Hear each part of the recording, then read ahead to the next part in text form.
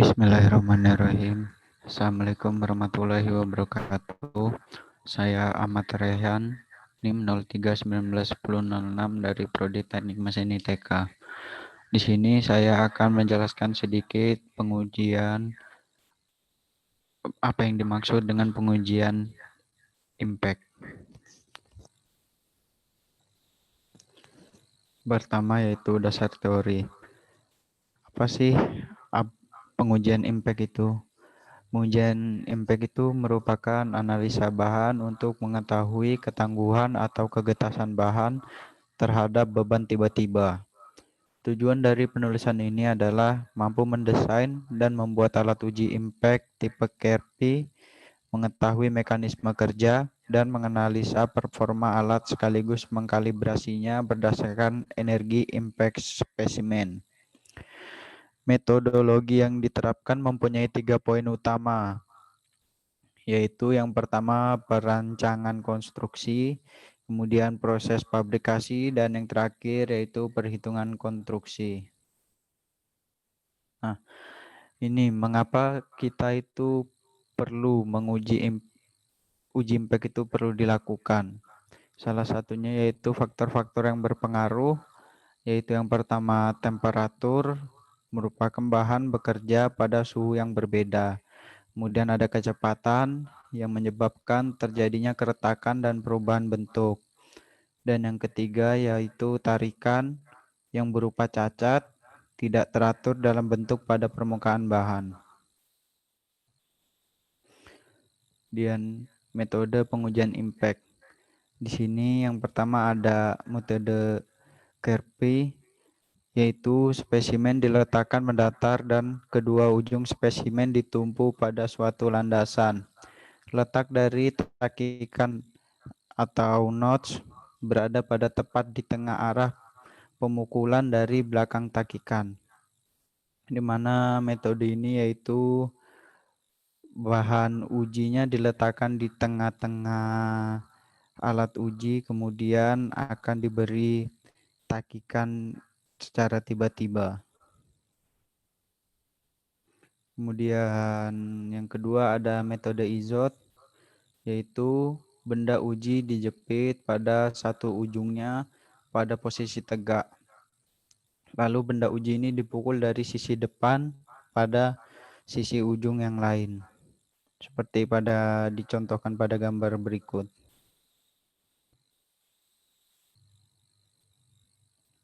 Nah, ini alat dan bahan yang digunakan dalam pengujian impact. Yang bahan pertama yaitu ini alat uji impact-nya. Yang kedua ini ada alat ukurnya. Dan yang ketiga ini bahan yang akan diuji. Adapun prosedur pengujian impact, yaitu yang pertama, siapkan spesimen yang akan diuji. Kemudian yang kedua, lakukan pengukuran pada spesimen menggunakan jangka sorong. Dan yang ketiga, siapkan spesimen dengan suhu rendah, suhu sedang, dan suhu tinggi. Jadi kita di sini menggunakan 3 temperatur ya. Yang keempat, untuk suhu rendah, isi plastik dengan air dan spesimen lalu simpan di freezer hingga air membeku. Yang kelima, untuk suhu tinggi, didihkan air hingga suhu kurang lebih 100 derajat Celcius dan masukkan spesimen. Yang keenam, simpan spesimen pada landasan dengan simetris dengan takikan membelakangi arah datangnya godam. Yang ketujuh, angkat lengan godam hingga terkunci. Yang kedelapan, putar pointer searah jarum jam hingga sejajar dengan godam. Yang kesembilan, lalu pukul tuas hingga godam meluncur dan bertumbukan dengan spesimen. Yang kesepuluh, lakukan pengereman setelah godam mencapai ketinggian maksimumnya. Ini merupakan persamaan yang digunakan untuk pengolahan data hasil dari pengujian impact. Ada tinggi pukul di mana rumusnya itu H sama dengan R sebagai jari-jari dikurang R dikali dengan cos alpha. Kemudian ada kecepatan pukulan di mana rumusnya V sama dengan akar 2 G itu gravitasi dan hanya merupakan tinggi. Kemudian ada tenaga patah, ada rumusnya AV sama dengan G. G besar itu adalah massa pemukul dan H besar adalah tinggi awal dikurang H kecil. Kemudian ada tenaga patah per luas penampang, di mana rumusnya AK sama dengan AV dibagi A0, di mana A0 sendiri merupakan luas penampangnya. Kemudian ada energi impact, rumusnya adalah E sama dengan M dikali G dikali R. Buka kurung cos beta dikurang cos theta tutup kurung.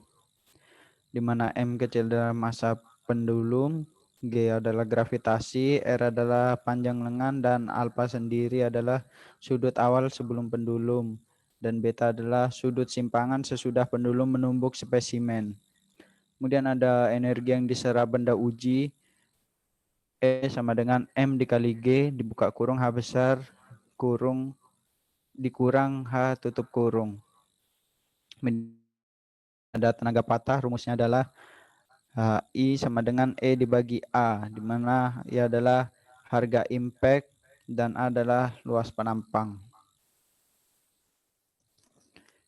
Ini merupakan berbagai macam pola patahan dari pengujian uji impact sendiri, di mana ini ada pola perpatahan getas, merupakan fenomena patah pada material yang diawali terjadinya retakan secara cepat dibandingkan patah ulet tanpa deformasi plastis terlebih dahulu dan dalam waktu yang singkat. Dalam kehidupan nyata, peristiwa patah getas dinilai lebih berbahaya daripada patah ulet. Biasanya patah getas terjadi pada material berstruktur martensit atau material memiliki komposisi karbon yang sangat tinggi sehingga sangat kuat namun mudah rapuh. Kemudian ada pola perpatahan ulet. Pola perpatahan ulet ini merupakan patah yang diakibatkan oleh beban statis yang diberikan pada material.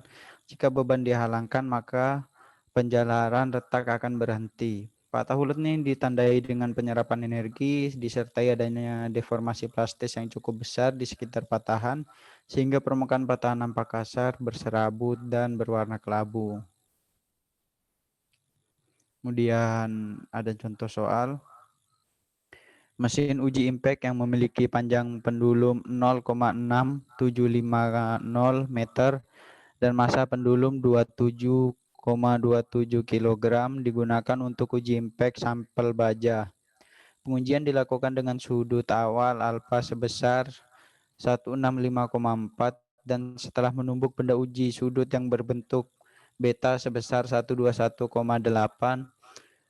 Yang ditanya itu hitunglah besarnya energi yang diserap oleh sampel baja tersebut pada saat patah. Ini penyelesaiannya di mana tadi udah diketahui masanya yaitu 27,27 kg.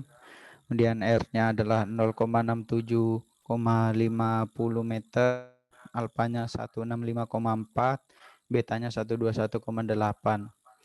Yang ditanya kita menggunakan rumus M dikali G dikali R buka kurung cos beta dikurang cos theta, di mana M sendiri 2,27 dikali gravitasinya itu 9,8, R-nya kita gunakan 0,6750, cos betanya 121,8 dikurang cos alfanya 165,4, di mana hasil perkalian dari MGR adalah 180,39.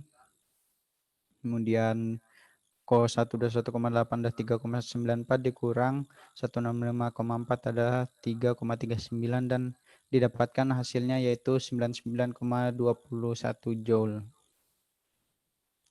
Sekian penjelasan tentang pengujian uji impact. Terima kasih. Assalamualaikum warahmatullahi wabarakatuh.